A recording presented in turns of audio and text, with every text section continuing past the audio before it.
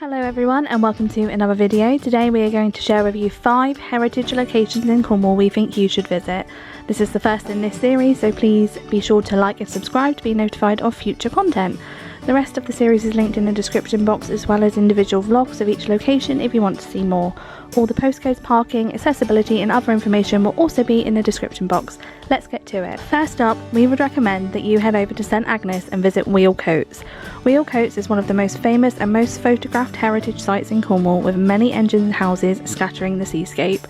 Now cared for by the National Trust, Wheal Coates is just a short drive from the village of St Agnes and towers over Chapel Porth Beach. The mine is thought to date back as far as 1692, with the buildings presently there dating back to the 1870s. On a clear day, you can see for miles out to sea. It really is an area of natural beauty. If you fancy extending your walk, why not head down to Chapel Porth Beach and check out the multicoloured caves and rock pools. Be sure to check out the tide times though, because Chapel Porth all but disappears in high tide. Secondly, we would recommend that you visit Wheal Peevor. Wheal Peevor is situated in Radnor, just northeast of the town of Redruth, which is in kind of mid-west Cornwall area. Wheal Peevor has over 5.1 hectares of derelict mining land, including 12 mine shafts and 3 Grade 2 listed engine houses. It is now a haven for wildlife and has lots of walking trails around the area. In 2008, the area was open to the public with lots of handy information boards and even stairs into some of the engine houses for a better look. A few sections are a little steep, but otherwise the main paths are pretty accessible for both wheelchairs and off-road buggies. Although one of the smaller mines in the area, Wheal Peevor was thought to be one of the richest, producing large quantities of tin and copper. We happened to visit on a very windy day, but it was still a really lovely location to explore. Up next is one of our personal favourites for families. It is the Great Flat Lode. It is situated in Cornwall, near Redruth area again. In the 1860s, when many of the other local mines were struggling, they found a load of tin ore in Cornwall, and this is where they were previously mining for copper. The lode was over 2 miles long and fairly flat, therefore earning its name the Great Flat Lode.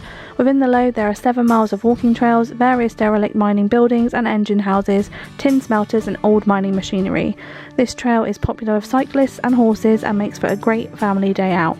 Because of the nature of the land and it being fairly flat, it is also really good for families and children. Now, if you're heading right down to West Cornwall, our next 2 heritage sites might just be for you. Geevor Mine is situated all the way down west in Levant and connects up to the southwest coast path. It is the only surviving example of a complete 20th century Cornish tin mine. Geevor Mine is not only a mine but also a museum. You can take underground tours, above ground tours and visit the mining museum. You can also eat lunch in the amazing restaurant or even wander down towards the southwest coast path for the amazing views over the coast. Whilst you're in the area, why not head down to our last recommendation, which is Bottalack Mine. Bottalack is part of the Wild Tin Coast, famous here in Cornwall. You will find various engine houses scattered throughout the cliff edges. Bottalack is particularly famous for the filming of the popular TV series Poldark. The mines were also used for extracting tin and copper, and some reached as far as 400 to 500 metres below the Atlantic Ocean.